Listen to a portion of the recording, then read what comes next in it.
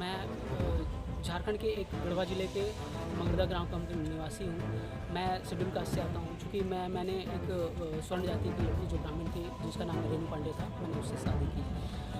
उसकी सज़ा मुझे भुगतनी पड़ी। हम लोगों ने इंटरकास्ट मैरिज की, तो ये उत्तराखंड कोर्ट में मैरिज की, जिसका सर्टिफिकेट मैं आपको दिखाता हूँ। जी,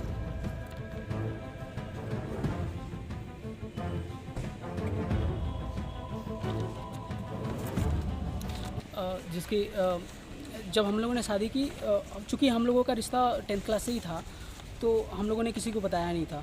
और चूँकि हम जानते थे कि हमारी कोई सुनने वाला है नहीं, तो हम लोगों ने बताया भी नहीं, चूँकि हमारी जान की खतरा हो सकता था।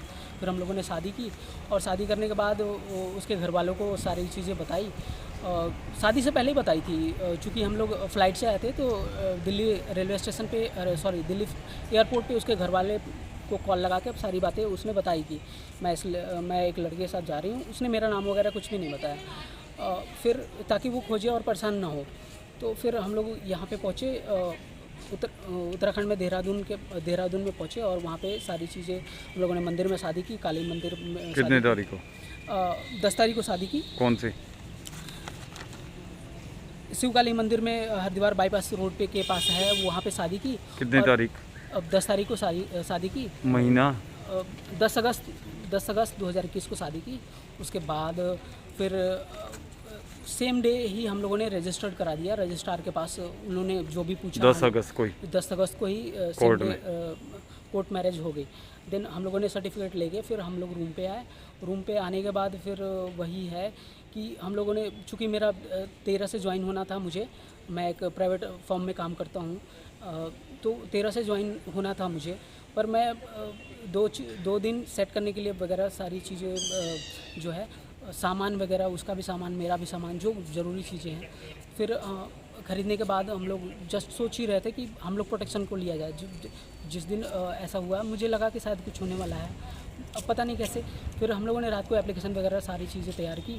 फिर तैयार करने के बाद हम लोगों ने सोचा कि सुबह डीएसपी के पास जाएंगे, लेकिन अचानक 12:30 बजे रात को कुछ पुलिसकर्मी आए, जिसमें उसके चाचा थे, जिनका नाम बीडी पांडे है, और उनके भाई थे जिसका नाम शशिकांत पांडे है।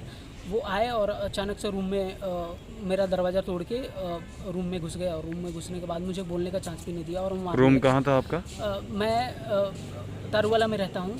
तारवाला आए वो लोग? जी, तारूवाला के पास वो आए, वार्ड नंबर 4 में रहता हूँ। तो वहाँ पे वो आए और वो मारना स्टार्ट किए। चूँकि मेरा मोबाइल बंद नहीं था, शायद उसकी वजह से वो ट्रेस कर पाए। चूँकि मैंने सोचा कि मैं मोबाइल बंद क्यों करूँ, जब मैंने शादी कर ली है, तो मैंने मोबाइल ने बंद नहीं किया। फिर उन्होंने ट्रेस करके मुझे जैसे ही रूम में आया, वो मारना स्टार्ट किए। मारने के बाद फिर मेरा टेबल फैन रखा था वहाँ पे, टेबल फैन फिर से इधर मारा, पूरा खून ब्लड वगैरह सारे निकल रहे हैं। और